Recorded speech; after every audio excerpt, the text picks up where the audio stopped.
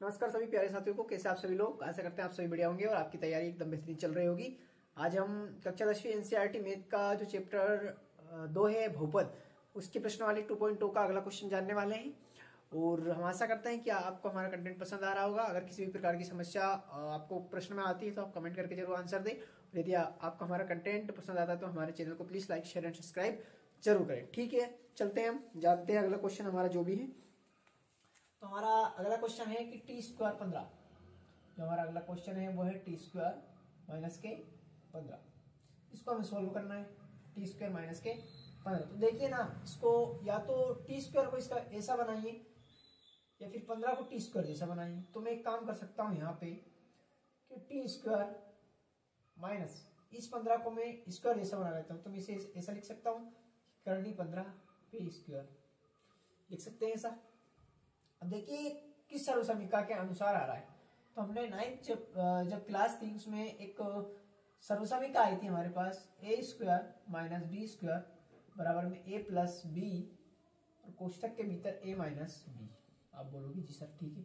देखिए ना, ए का मान क्या है मेरे पास, ए का मान टी स्क्वायर, बी का मान क्या है मेरे पास, तो करनी 15, उस पर घात कितनी लगी हुई 2, ए स्क्वायर माइनस बी स्क्वायर बराबर ए प्लस बी ए माइनस बी। तो यहाँ पर टी स्क्वायर माइनस में करनी 15। ये आपस में मैच कर रहा है ना, मैच करवाना है। ए का मान क्या है हमारे पास, ए का मान हमारे पास टी है, तो ए का मान हम टी रखेंगे। प्लस बी का मान क्या है, तो बी का मान करनी 15 है, तो करनी 15 रखा। उसी प्रकार से ए का मान क्या है, तो ए का मान टी और बी का मान क्या है, तो माइनस के करनी 15। ये हमारे पास आ गए। अब इनका क्या लेंगे हम, शून्यक लेंगे ना। 2 कोष्टक हमारे पास आ गए। क्या लेना है हमको, शून्यक। तो शून्यक लेने पर यहां से उठाएंगे टी प्लस करनी 15 बराबर 0। उसी प्रकार से टी माइनस करनी 15 बराबर में 0। टी वैसे के वैसे रहेगा, प्लस के करनी 15 उधर जाएंगे तो माइनस की करनी 15।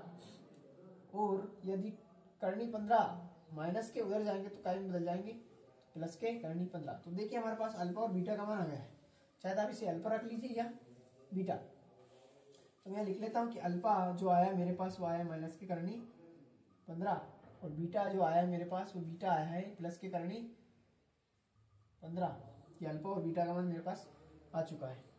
अब जो अल्फा और बीटा का मान आया है इस प्रकार से हम सत्यता के आगे जांच करेंगे। तो देखिए ना, ऊपर से हमें ए और बी और सी का मान लेना पड़ेगा। तो ए बराबर बी बराबर और सी बराबर, ए बराबर कितना है, तो टी के आगे एक छिपा रहता है ना, तो ए बराबर 1 आ गया।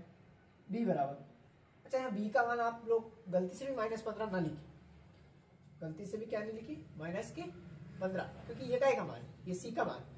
जब चर राशि के साथ कोई अचर राशि या कोई चर नहीं जुड़ा होता है तो वो फिर अचर राशि कहलाती है और अचर राशि हमेशा सी का मान होता है ना। तो ध्यान रखिए आप, बी का मान क्या है, कुछ नहीं, तो बी का मान हम 0 मानेंगे।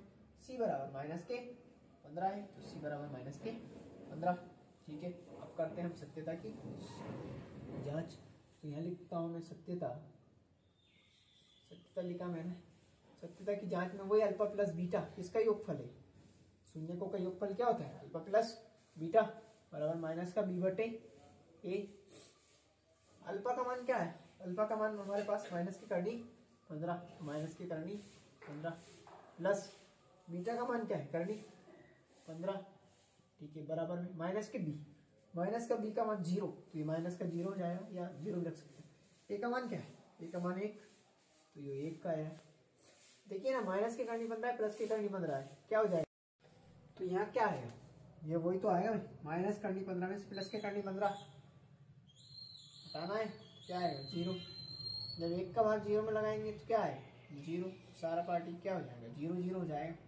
ठीक है, अगला देखते हैं। अगला है हमारे पास अल्फा इंटू बीटा, और अल्फा इंटू क्या होता है, बीटा क्या होता है, सी बटे ए।